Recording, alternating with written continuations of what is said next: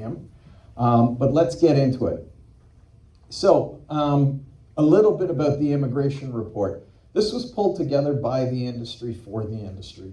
We had the participation of the building trade unions, CLAC, the Canadian Construction Association, the home builders, the mechanical contractors, as well as Merit, National Construction Labor Relations, and the progressive contractors.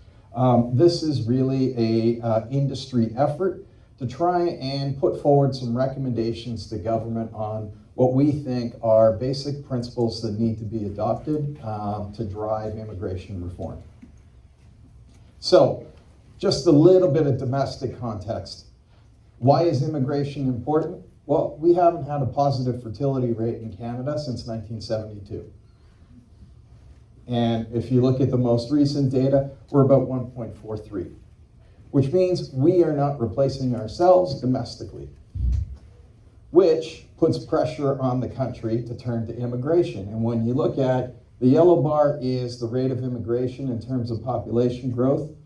The gray bar here is natural population growth. Well, back in the 70s, we did a pretty good job of replacing ourselves.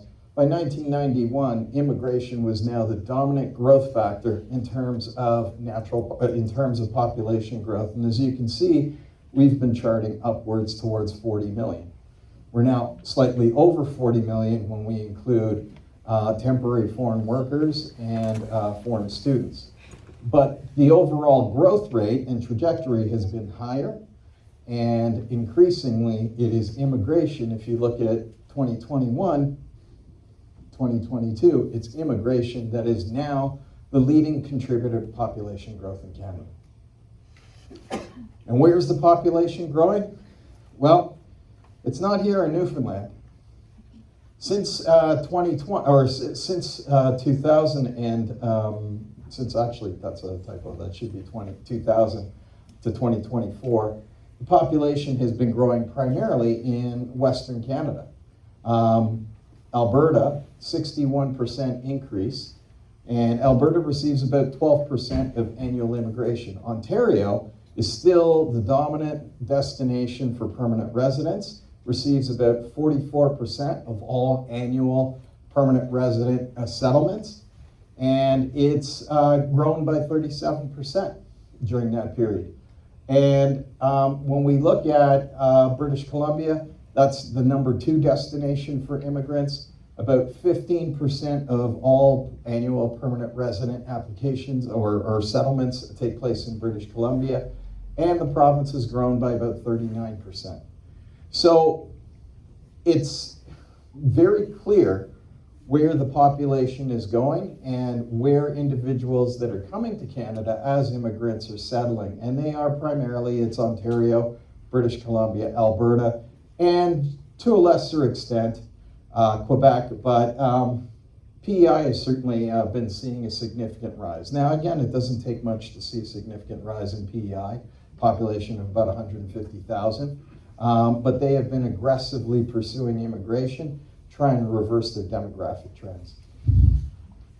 Now, again, this is part of the reason why this is so important to us as a country. When we look back in 1972, only 8% of our population was over 65. 29% of the population was actually under 14 years of age. Fast forward to 2021, 18% of the population now is over 65, and only 16% of the population is under 15. And this is the more interesting number. 20% of the population is sitting between the ages of 50 and 64. So fast forward 15 years from now, we've got a problem. We've got more people exiting the labor force than we have available to enter the labor force, which again is why immigration is so important to not only this industry, but to this country. Now, when we look at the international context, who are we competing against? Well, we're competing against a lot of countries. Japan. Now, historically, Japan has not relied heavily on immigration. In fact, it has shied away from immigration. But Germany, slightly worse position than we are. And what this support ratio is the number of individuals in the workforce supporting an individual outside the workforce. In Japan, it's 2 now. It's 2 individuals supporting every individual outside the workforce. And in Germany, it's just under 3 at 2.9, Italy 2.7 and declining, France 2.9, the United Kingdom 3.4. We're pretty good. We're at about 3.6, but that has been declining. And it will continue to decline as the population gets older. Now, we have about 21% of our population now consists of permanent residents or landed immigrants, individuals that were foreign born but now live in Canada. That's much higher, frankly, than any of the other G7 competitor countries. But the important thing to remember here is that these countries are going to become increasingly competitors for immigration and, more importantly, competitors for Canadian talent. So while we always focus on where are we going to get that next year, where are we going to get those individuals, those skilled tradespeople to come work in Canada, these countries are looking at Canada as a source of skilled tradespeople. So there will be a lot of pressure when we look at our demographics on trying to recruit young people. Young people are going to have a lot of choices. And we, frankly, are going to have to do a much better job of promoting why they want to work in this industry. But I think we're doing that. And we're starting to see some change in attitudes. And that, I think, is really a result of all the efforts of the industry over the past few years, try and change the narrative around careers in construction. Now, when we look at other countries in the OECD, they're all in similar positions, with very few exceptions. And the exceptions, really, the notable exceptions are Australia and New Zealand. They are direct competitors to us right now. Australia, about 30% of the population is foreign-born. New Zealand, about 28%. And as a result, they're younger. They're not having they don't have the same challenges. Many of these other countries, Mexico, South Korea, Chile, very different demographic pyramids than we have in Canada. And as a result, much younger populations, certainly fertile ground for recruitment. And this is Mexico in particular, Ireland, Philippines, all countries that we need to be looking at as a country in terms of trying to source the skilled labor that we need to support the construction industry moving forward. Now, when we look at construction and why we have a problem today, you have to kind of see the evolution of immigration policy and what it's done. When we looked at numbers between 1980 and 1990, back then, apprenticeable and non-apprenticeable trades made up about 9% of all principal applicants. University educated or with a degree, about 30%.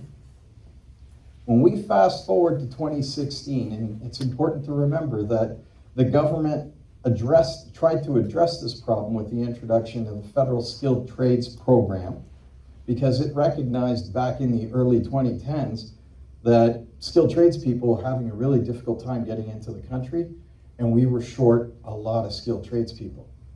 Well, since their introduction, skilled trades have gone down to 2%. University educated is now over 74%. And this is not surprising because the way the point system works is it provides additional points for levels of education and language skills. So typical tradesperson will come in with a CRS score of a comprehensive ranking system score of around 450. A university professor is going to come in about 900 to 1,000. And the way it works is they take the top applicants. When they're looking for, say, 5,000 individuals to admit, they'll take the top 5,000. They never get down to the level where skilled tradespeople are. And that's the problem. Now, again, there are 4 principal programs under the Express Entry system. And Express Entry was introduced in 2015 because the government knew that backlogs were growing and they needed to fix these backlogs. So they introduced express entry, which was supposed to make the system a lot more essentially employer friendly. Has it worked? In my opinion, no, not really. So the Federal Skilled Worker Program is the principal program for applying to come to Canada, but it is limited to the upper tier NOCs. So you basically have to be college educated or above. And obviously points are awarded. The higher your level of education, the more comprehensive ranking score points you get. So the higher you sit in the ranking system, the more likely you are to come into the country. As I mentioned, the Federal Skilled Trades Program introduced in 2013, and it was introduced specifically to address the challenges that construction was facing, primarily in Western Canada, because of course the then minister was Premier Kenny when he was a federal immigration minister, and he recognized that they needed to do something to address the labor shortages that were then being experienced in Alberta, now being experienced in Ontario.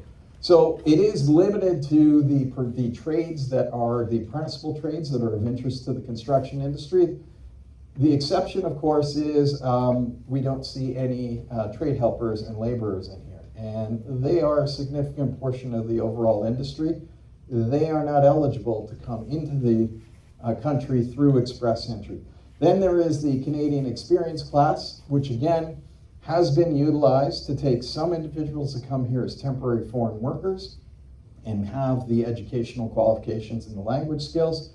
We can then, after they've been here for over a year, we can then transition them and have them apply domestically to stay. We've been seeing the Canadian Experience class used a fair bit by the Department of Immigration to try and boost numbers, particularly last year. And then there's the Provincial Nominee Program. Again, all of these are restricted, unfortunately, to NOC 3 and above, which means college educated and higher. It doesn't help us with many of the tradespeople that we need that are coming from countries where they don't necessarily pursue their apprenticeship through the college system. This is very much a European bias. We believe that you have to go to post-secondary you have to have some form of post-secondary education, otherwise you can't be a skilled tradesperson. Well, most individuals around the world are not trained through post-secondary education in their trade. They acquire those skills on work sites. Hell, my father acquired his skills on work sites when he came to Canada. That's just the way it always was, and that's still the way it is primarily around the world. But for Europe, unfortunately our system only awards points for individuals. I'm having no luck today. Only awards points for individuals that have acquired their certificates through post-secondary education. And that's a real problem that needs to get fixed. I have no idea. Generator test?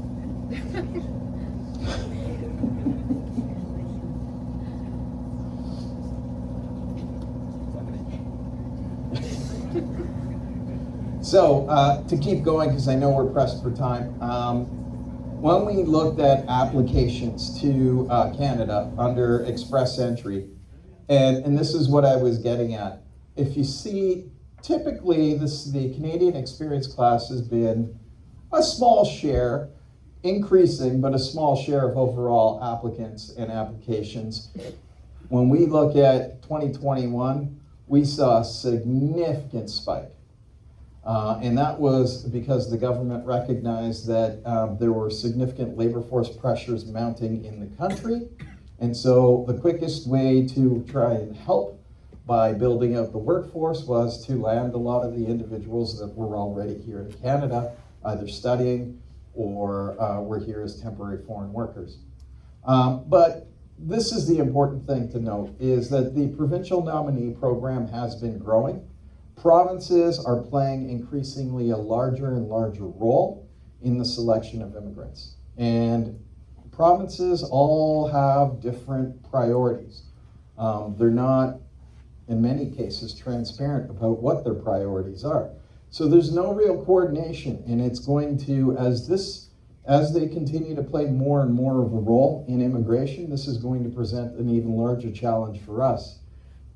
How do you convince 10 when we're having trouble convincing one government authority that we need more skilled tradespeople? How do we promote this across all provinces? And how do we know how many individuals are coming in through the provincial nominee programs? That's a bit of a challenge, and that is something that I'll come back to in a second.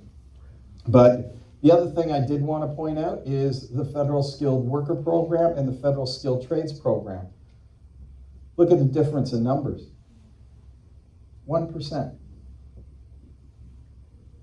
So, despite its introduction, it's not being utilized.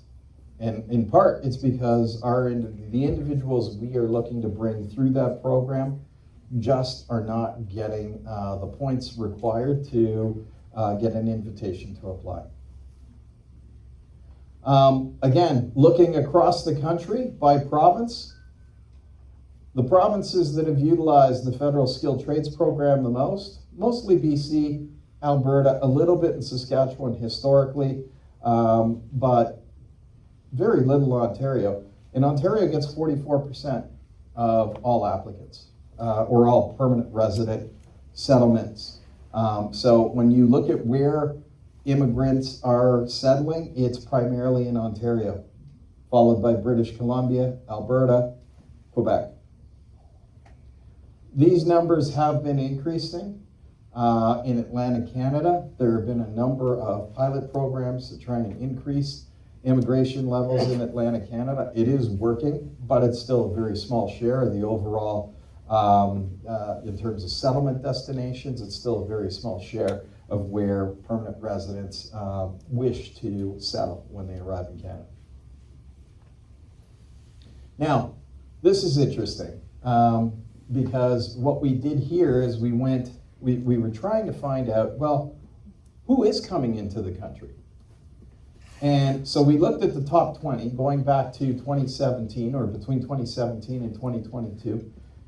Despite the fact that the construction industry is experiencing skilled labor shortages and labor shortages in general prior to the onset of the pandemic, record low unemployment rates heading into the pandemic, particularly in Ontario. I remember in July of 2019, record low unemployment in Ontario, particularly in July. The only so-called construction trade that ranks in the top 20 are transportation truck drivers. And the reason that number is very, very high, they won't admit this, because we needed truck drivers during COVID. So they fast-tracked applications during that period. Not any other construction trade is ranked in there, despite the pressures that have been on the construction industry. But look how many university professors and lecturers were admitted. Just under 8,000.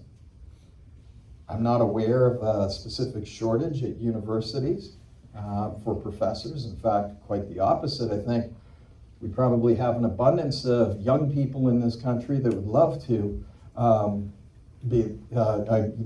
teach at a university or be a lecturer at a university.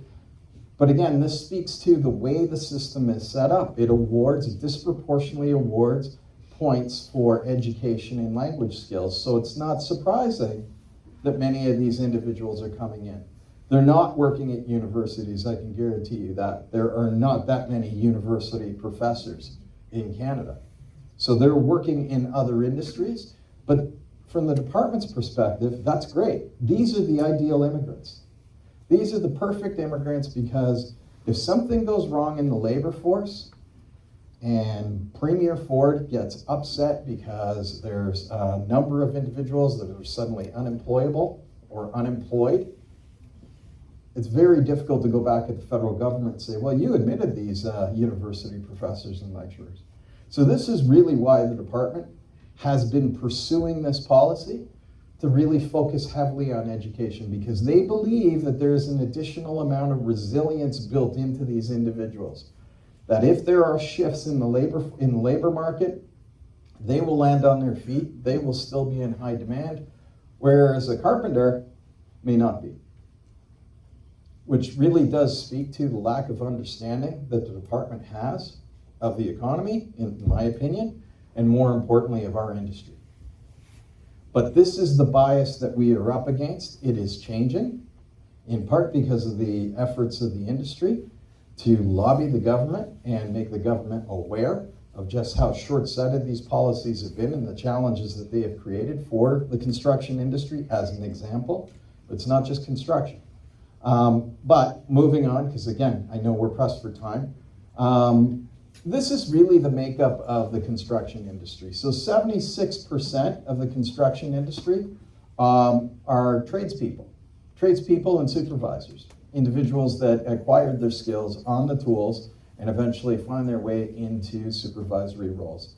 About 9% are involved in business administration, finance, management. Architects, about 6%, and the rest then decline from there. But 76% of the 1.46 million individuals working in the construction industry work in the skilled trades. So that's about 1.1 million.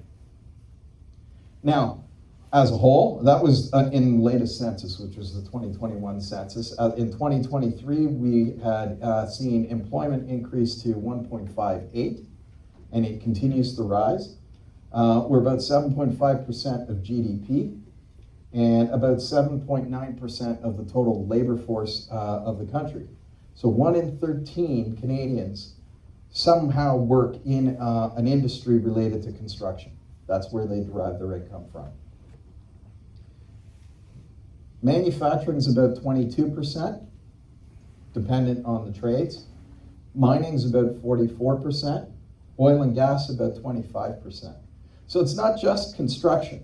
When there's a shortage of skilled tradespeople, it spills over into other sectors of the economy. Now, those other sectors of the economy historically have done a little bit better at acquiring skilled tradespeople, the skilled tradespeople that are in the country, because they have a different kind of environment in which those individuals work. Fixed location, doesn't change every couple months, you're indoors. It's a different kind of environment. So they do have a bit of an advantage, and they have been a little bit more successful than the construction industry has been in actually recruiting individuals, permanent residents that are here in the country into their industries as opposed to ours. But this is important to remember because the demand pressures on the construction industry right now, and I'm sure John talked a bit about this, but the demand pressures on the construction industry are just growing. And when you factor in housing, they're growing even more. And when you factor in electrification of the economy, where are we going to get the people from?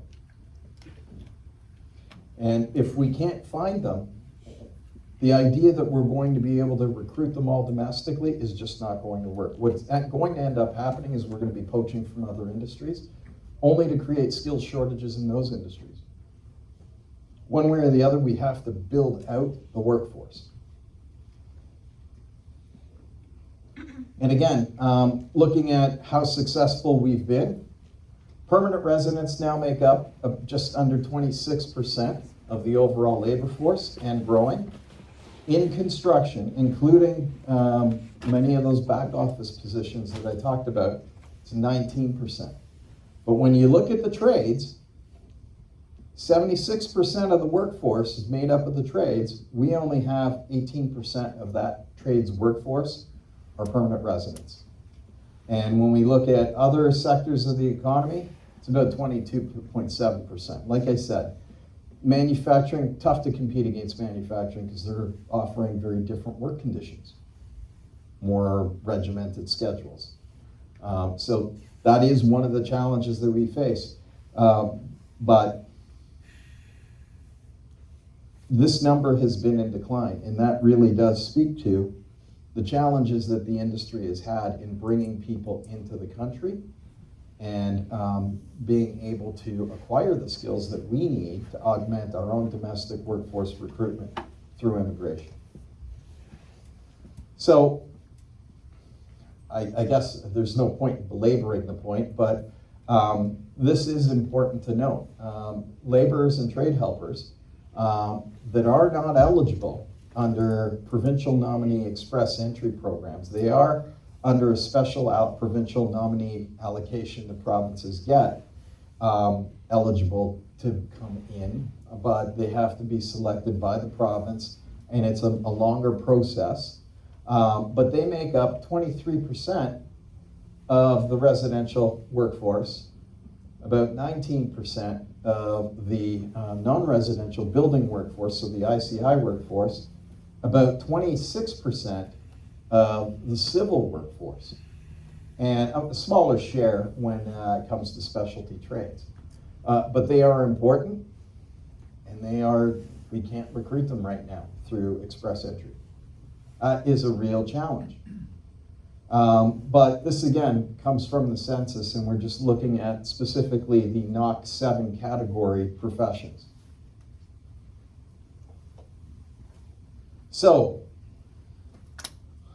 what are the key takeaways? The immigration system has failed us. It's that simple.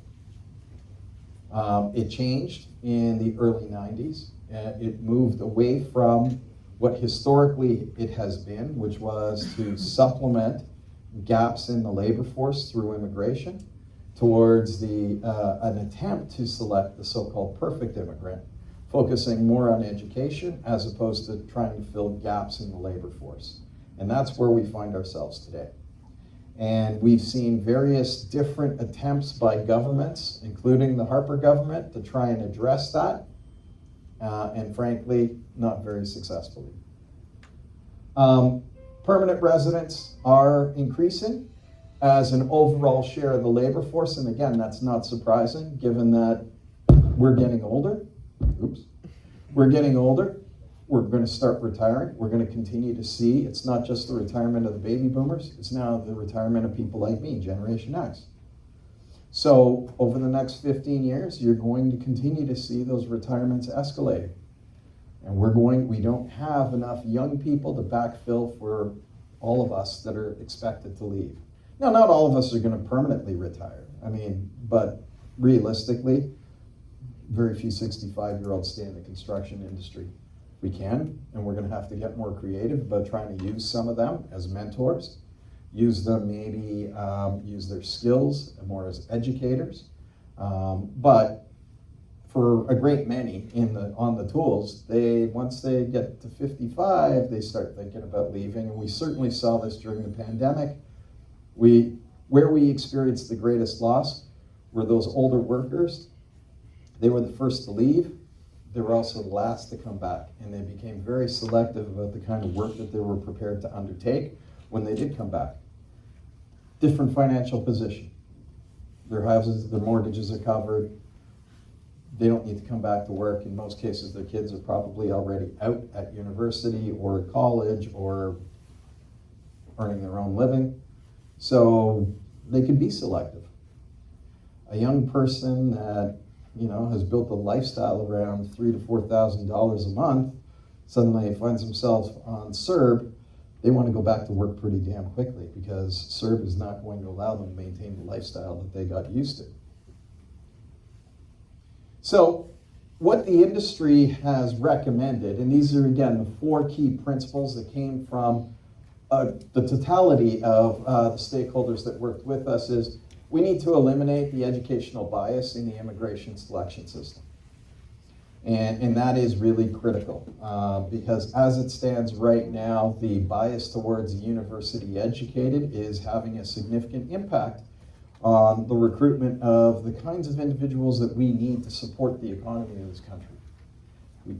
It's great that we're bringing in university professors and lecturers, but we're not going to be successful at convincing them, maybe a couple of them, but en masse, I don't think we're going to be all that successful convincing them that maybe they should become Boilermakers. They probably don't even know what a Boilermaker is. They probably think it's a drink, which I suspect most young people think that's what a Boilermaker is. The other thing is we need to better align our federal and provincial immigration selection policies. As I said, provinces are playing a much larger role increasingly in the selection of immigrants, and we really don't have a very good sense of who they're bringing in. We need greater transparency, and they're not obligated to share that with anyone. And at least the feds provide some indication of what they plan to do through their immigrations plan. The provinces don't share that with the feds. So there's no real coordination going on there, and we need it. We also need better industry involvement in labor market selection planning. It's not good enough to just say, hey, you know what? We consult with all Canadians once a year. That's great. But we need to see the department consulting with industry stakeholder groups to make sure that the selection of immigrants is driven by what its original intent was, which was to support the economy of the country. There's a lot of social policy that has been introduced in there, and much of it is admirable. And I say that as somebody who used to work at that department. It is admirable, but the intent of immigration was always to help backfill for gaps in the workforce domestically. And we have to get back to that principle. And we need better consultations with industry so that we don't continue to experience challenges such as the one that we're facing right now in construction. But it's not just construction. It's pretty much any industry that relies on the tradespeople right now, they're experiencing these challenges.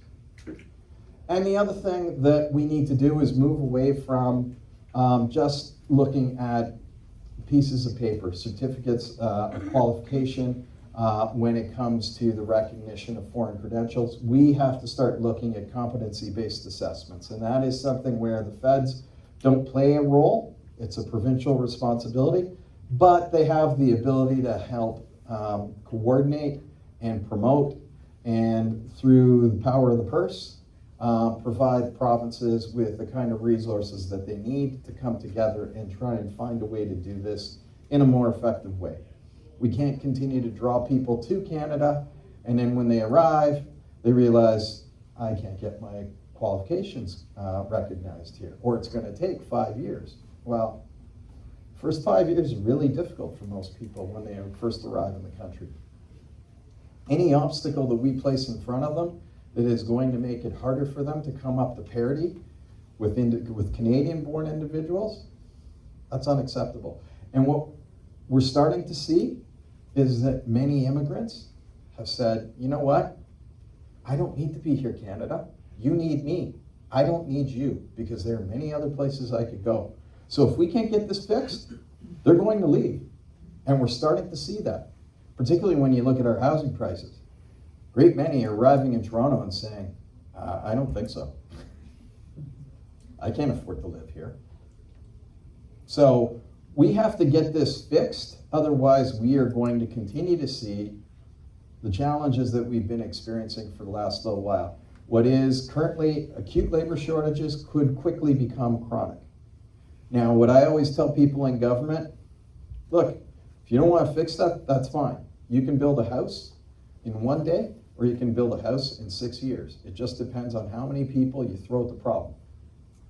Now, if that's what you want, I can tell you where our economy is going to be. If they want to continue to hop along with chronic labor shortages, then we're going to continue to lose out to international investment to other countries. That international investment will not come here. If Volkswagen is told that it's going to take 10 years to build their plant in St. Thomas, I can guarantee you they're going to change their mind about locating here. Pretty sure Honda will do the same. So we need an adequate workforce that can meet the needs of the construction industry, because nothing, without an adequate workforce in the construction industry, nothing the governments want to do vis-a-vis the economy get accomplished. Such as, and again, this is, I'll skip through this, you can always come back to this, but the important thing here is the housing challenge. Government wants to build 3.5 million new homes. This was the CMHC housing supply gap that has been identified by government. Now, some of this makes no sense to me, and maybe one of you can explain it to me, but Newfoundland and Labrador, which has the second most affordable housing prices in the country, and will build over the next 10 years about 12,000, under a baseline scenario, business as usual scenario, about 12,000 homes. CMHC thinks they need 60,000 additional homes on top of that. If You drop 60,000 or 72,000 homes into Newfoundland and Labrador over the next 10 years, the price of housing is going to crater. So I don't know how they came up with these figures, and I don't want to defend them. So if you see these kinds of anomalies here, these are CMHC numbers and not our numbers. But we had to model something, and so we started with this. And again, for Ontario, 1.48 million. That seems to be the number the Premier is kind of focused on. So that sounds realistic for the province. Oh, this thing got stuck.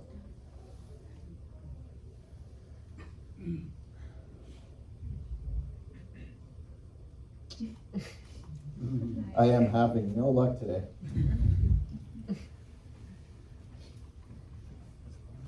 I don't know, it's stuck.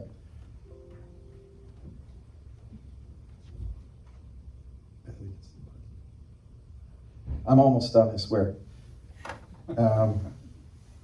So I'll just go through this really quickly. So when we looked at housing, to get there, we're going to need to see a significant increase in the residential labor force. We estimate the residential labor force is going to have to increase by about 83%. Right now, it's about 560,000 in Canada. We're going to need to go close to 1.2 million. And that includes, again, a 19% increase that we project will come of this for the non-residential sector. Somebody has to build the infrastructure before you put up the homes. So the other thing we're looking at, or that we estimate is going to happen, is we're going to see a significant rise in housing starts. We estimated under a business as usual scenario, about 232 would be the average. Looking at 2023, this was more or less the mix. This we have been seeing for some time, which is a change because of land, particularly in this area. Land use policies, the number of singles has been in decline, number of apartments has been increasing. To get anywhere close to the targets that we're looking at, we're going to have to see singles come down even further and apartments go up even more.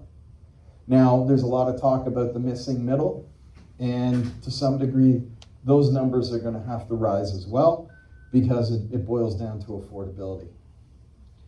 Young people are going to have to get on the ladder some point, and usually the ladder is apartments, then you move into rows, maybe semis, and then you get your single detached. So looking at the labor force, that's a significant rise. We're going to be about, like I said, 1.5 to 1.2 million. That's just the residential workforce. Non-residential workforce will have to go from about 650 to probably about 750. And the other problem we face, which is something I keep reminding government of, is what happens when we get to 2034 and volumes return back to this level? What do we do with those additional 500,000 individuals? So we got to be careful about how we address this. It's going to require a combination of domestic recruitment, a combination of immigration, as well as, I think, temporary foreign workers. There's no other way to build out the number of homes that the government wants in the time frame it wants without a combination of those efforts. And like I said, the big challenge is we don't want to encourage young people to come into this industry only to, by 2034, see them suddenly out of work. That would set us back dramatically. All the effort that we've put into trying to promote this industry is a forward-looking career of choice. If suddenly that happens in those numbers, we would have a real problem. So it's something that we have to be aware of and we have to remind governments of. And I think this is going to require a collective effort. Like, we need to sit down, labor has to be present with contractors to try and address this issue. We can't just bury our heads in the sand and say, domestic recruitment, that's all we need. We're never going to get those numbers through domestic recruitment alone. Immigration, yes, but let's be realistic about immigration. We're not going to see the government let in 100,000 skilled trade workers over the next 10 years. I'd be very surprised if they did. Certainly not based on what we've been seeing. So this requires some creative thinking, mobility agreements in some cases, looking at agricultural workers as maybe a model, where we need to look to countries like Mexico, maybe the Philippines, have agreements with those governments in place where they help us select the kinds of individuals we want to bring in. They come in as TFWs, stay, help us build out the workforce. And frankly, if they stay here 2-3 years and they want to then apply and they're eligible and have the qualifications that we need, they should be able to apply under Canadian Experience Class. But that's what it's going to take to meet that effort. Now, here's the other issue that we have. Government wants to see a significant decrease in emissions from homes and commercial properties, 40% from homes based on 2005 levels, and a 17% decrease in commercial properties. Now, Atlantic Canada and Quebec, mostly dependent on space heaters, increasingly, mostly Quebec, but New Brunswick increasingly moving to heat pumps. Newfoundland, Labrador, again, very dependent on traditional spaceport heating. But space heaters, outside of, from Quebec, or let's just say Ontario West, Ontario is about 76%. And hot water heaters are probably about 75 to 78%. Manitoba, similar numbers. Saskatchewan in the 90s. Alberta in the 90s. Even BC, which is known to be a province that produces a lot of electricity, still over 50% of its space heating comes from natural gas and hot water heating. On the commercial side, very similar numbers. This transition is not going to be an easy one. Sometimes I think government thinks that all they have to do is just encourage everyone to replace their furnace with a heat pump and their hot water heater with some form of electric hot water heater, and we've achieved net zero. That's why they keep focusing on we need a green grid. That's great. Green grid apparently by 2035. If that's all we do, we're going to just drive up the demand for electricity to the point where some sources estimate we're going to have to triple our production capacity. Now, Ontario is certainly looking at new nuclear, a lot of SMR, other renewables. All of that is being focused on, but it's important to remember, every dollar invested in that means less money available for hospitals and healthcare, and eventually retirement homes. That's where the population is heading. And if we're spending all this money on trying to build out the capacity without tackling energy efficiency and home energy efficiency, which is really expensive, fuel switching might run you right now with government incentives, probably around $20,000. You might get $10,000 back. Not bad if you want to just put a heat pump in. But if you haven't addressed the building envelope, you're going to have tremendous heat loss. Your heat pump isn't going to work effectively. And so all you're doing is driving up the demand for electricity, let alone the differential that exists currently between the cost of electricity and natural gas. But even assuming that they are at parity, and maybe they will be with the carbon tax increasing, maybe at some point they will be, but the point is that there's a lot of work here. And it's a lot of work for small trades. The HVAC trade, we estimate, needs to grow by about 400% to try and meet that target. HRAI loves me. But that is where the greatest demand is going to be, and that's just for fuel switching. Sheet metal workers, also. That one's a little bit controversial because a lot of people think you can just hook up a heat pump to the existing ductwork in your home. There are a lot of people in industry that say, yeah, if you're prepared to deal with the noise. It's all about airflow. And so if you have to start changing out the ductwork in older homes, that number is going to increase dramatically. And we can't afford to lose these individuals, the gas workers. We need to transition them because right now we need everybody in this industry. So we can't afford to lose them. So we have to find a way to transition them so that they can support the work of those other trades that are going to be in high demand. What this boils down to is, and I'm sure John covered this early on, the demands only keep rising on the construction industry. I left CCA 7 years ago. When I first came in, this number used to be about 200,000.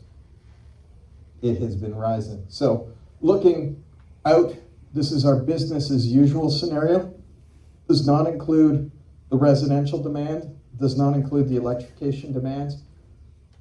We estimate we're going to need about 88,000 individuals, additional individuals, just to keep pace with the known demands that we have identified today.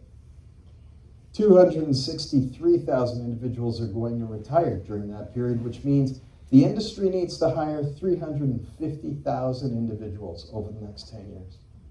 And while the new entrant number has been rising, it's now at 266, it will not rise fast enough to keep pace.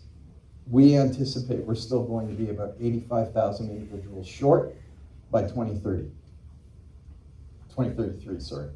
And that is, again, the business as usual scenario. It does not include additional demands on housing and what that would do, nor the electrification of the economy. And why you always see a bit of a tail off at the back end, we only know the projects we know when we meet as an LMI committee, which is every year. John is part of that. We identify the projects that we know of that are moving forward in a specific timeline, and how much of that investment value is going into construction as opposed to just M&E.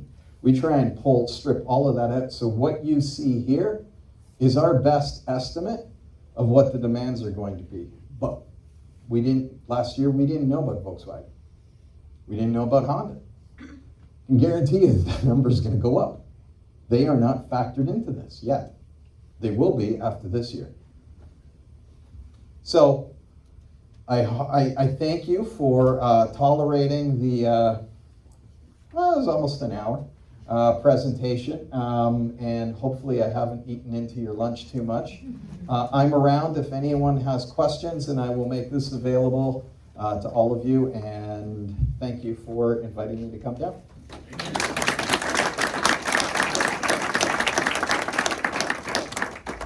Very quickly, everyone, I just wanted to thank Bill for his yeoman's work and actually making it here today, and a fascinating presentation, one which I saw as well at CCA and really stuck with me, and I'm glad he was able to share that with everyone today. As well, I'd like to express our thanks to RS Breakers and Controls Incorporated and Roma Fence, who have both been sponsors for the event today. And lastly, I just want to thank all of you. Appreciate your patience and your staying with us today, and apologize again for the tardiness in getting started. But we have a wonderful lunch, I think, coming up right now, as well as the go right ahead, go outside, and I think the draw should be happening at any time. So thanks again, everyone. Thanks again.